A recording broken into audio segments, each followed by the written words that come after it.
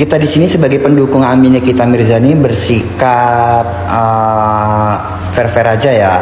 Kemungkinan besar kalaupun hukum di Indonesia ini tidak bisa mengadili, masih ada hukum karma, hukum akhirat, masih ada hukum-hukum yang seperti lain-lainnya.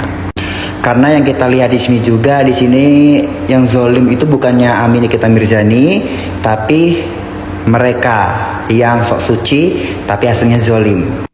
Karena yang kotor ternyata kemungkinan besar hanya mulutnya Nikita Mirzani, tapi tidak dengan hatinya dia. Dan yang mulutnya bersih justru hatinya yang sangat kotor.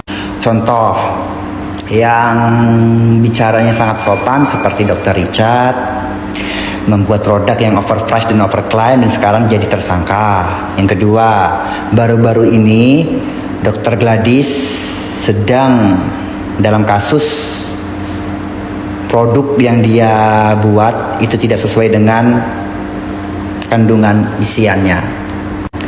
Dan sekarang Sela Sokia sudah berganti profesi, tidak menjual skincare lagi.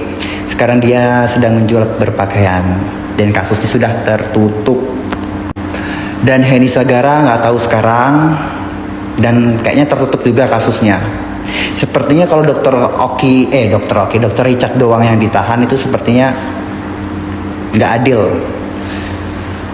Harusnya mereka juga dipertanyakan gitu loh, tentang produk yang mereka buat sendiri.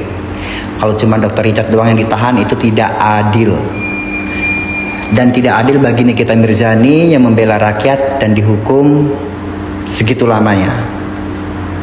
Semoga pengajuan peninjauan Amin Nikita Mirzani berjalan dengan lancar dan akan segera bebas. Kita pendukung Amin Nikita Mirzani, silahkan komen di bawah ini.